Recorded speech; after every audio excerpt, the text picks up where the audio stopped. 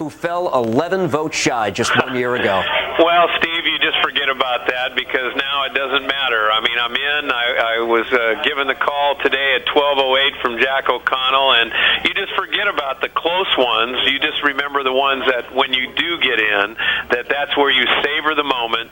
And it's just been, just excitement and jubilation for, since I heard the call at 12:08 from Jack O'Connell. So I must tell you, Steve, I can't describe in words the feeling I've had since I've been given the call. Gary, what does it feel like knowing you're the 13th player at that position in the long, storied history of the game to actually be honored in this way? It's very exclusive company. You've done something that so many kids in the history of this country have tried to achieve, and here you are with only 12 other guys being classified that way. Well, it's a tremendous honor. That's the best that I can describe it because, the catchers that I played with in the era in which I played, the one that I tried to always emulate or try to compare myself was to Johnny Bench. And, Johnny befriended me my rookie year in 1975, and he's been a friend ever since. And, he's the one that developed and styled the one-handed catching. And you know what, Steve? He's the one really that brought catchers to a level at which they were more respected and more admired because of the grinding that you have to go through. And, when I got the call today at 12:08 from Jack O'Connell, my knees didn't hurt anymore. And I've had 9 knee surgeries, and I've had 14 major surgeries in my career. And I look back and I just say, it was all worth it. And I wouldn't have changed my position for anything in the world. And it's like a fraternity. The likes of Carlton Fisk and, some of the other greats of the past, like Yogi Berra and Mickey Cochran and Bill Dickey and guys like that. I mean, to be named in that same breath with those other greats is just a tremendous honor. Gary, you started the rally when all hope was seemingly lost, Game 6 of the 1986 World Series against the Red Sox. Looking back at what is now, again, a Hall of Fame career, was that the wildest moment of your baseball life?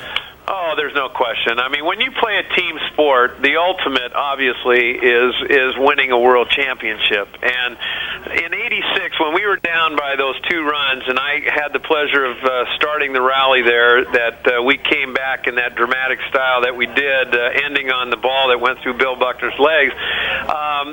Steve, you just savor that time, and you just say, this is what it's all about when you play a team sport. So, to me, I will always remember that time as an opportunity that we were able to proclaim ourselves for 1 year as world champions, and it was a great, great thrill. Gary, I've heard you answer the question several times already, saying that if you could split the cap between the Mets and Expos, perhaps you would. Obviously, that would be unprecedented. Tell us this, though. Does the Expos' future in Montreal, is that something that would influence your preference here? Well, obviously it would. I mean, I would like to have an existing organization, and I mean, that's what I'm so proud of, the fact that I'm back with the Mets as a roving catching instructor. The Expos has been, a team that I was associated with for so many years, and, I just feel very proud that I had the opportunity of playing in both organizations. But, the fact that there was all this talk about contraction and the fact that the Expos may not be in existence after this year, I'm glad to be back associated with the Mets. Now, as far as sentiments and my feelings and where my heart is, I mean, there's a lot that goes with, the time I spent in Montreal. But then I can't take away from the fact that I spent 5 glorious years in New York and won a world championship with them. Numerically, the numbers with Gary Carter don't knock you over, but John, catchers are held to a much different standard. And they should be, too, because it is the most difficult position to play, and it requires not only the most toil physically, but also a lot of the mental part of the game and what they need to do with pitchers. But I still come back to the same thing. When you vote for the Hall of Fame and you talk to most sports writers who have votes, and they'll tell you, was he the dominant player at his position at the time he played?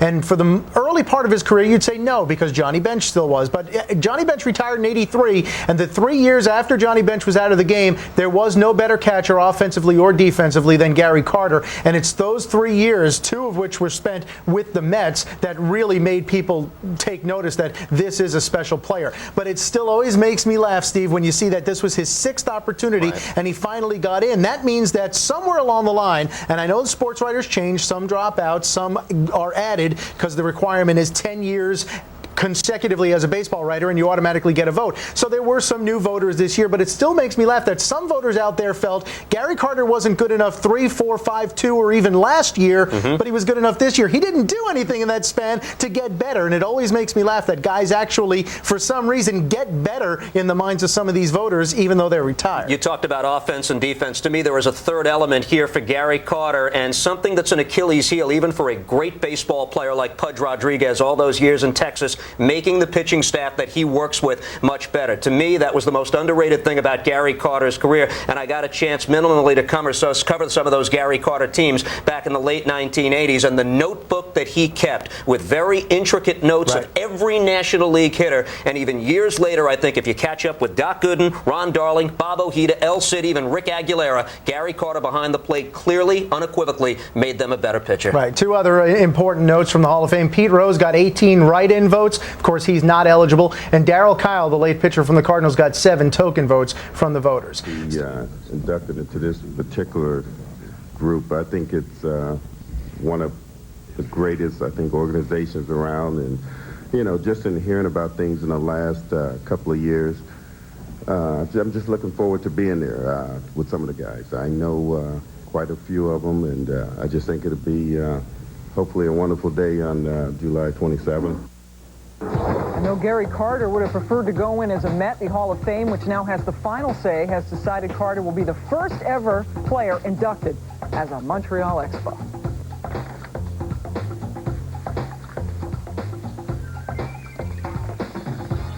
Go into the Baseball Hall of Fame as a New York Met. Gary Carter will not get his wish. The Hall announcing today that Carter, seen alongside fellow electee Eddie Murray, will go in as a member of the Montreal Expos. The Hall citing the fact that Carter played for 11 seasons in Montreal as compared to just 5 with the Mets, and he amassed the majority of his numbers in Canada. I spoke with the kid. Was there a little surprise on your part that you're going in as an Expo? Well, I guess there's always going to be somewhat of a surprise, but I mean, it wasn't, a total surprise. You can look at that issue, the hat issue, as being a big thing. But at this point in time, my plaque will have an Expo hat on it, but I'm a Hall of Famer. And no question about it, Eddie Murray is going in as a Baltimore Oriole. He played 12 and a half of his 21 years in Baltimore. I asked Murray about his often chilly relationship with the media, the same group that voted him into the Hall of Fame. The biggest thing, I had to play the game first, so I couldn't let that bother me. That couldn't be what I thought about, and I didn't. I could talk to you today, I'll talk to you tomorrow. I may not talk to you for a couple of days if something wasn't going right. There was a day of focus, and this is what this was about. If I didn't perform, you would not want to be talking to me. Also today, the owners unanimous winner, an advantage in October. You'll recall baseball suffered a backlash last year when the All-Star game ended in a 7-7 tie when the teams ran out of players. Well, Commissioner Bud Selig pledged that would not happen again. Today, the owners unanimously backed his recommendation that the winning league would also be given the home field advantage for the World Series. However, the Players Association must still approve this plan. The Baseball Hall of Fame announced today that Gary Carter will wear the hat of the Montreal Expos when he is inducted into the Hall of Fame. The kid, along with a fellow inductee, Eddie Murray, came to town for a week-delayed press conference, that due to the death of Murray's sister last week. There was much speculation about which hat Carter would wear in the Hall. The committee decided that the kid's 11 years in Montreal was the key factor in picking the Expos red, white, and blue over the Mets. The fact that I played 11 years in Montreal and the majority of my statistics, or whatever you want to call it, accomplishments were achieved there, it would be wrong probably to do it any other way. But he won a championship here. Yes.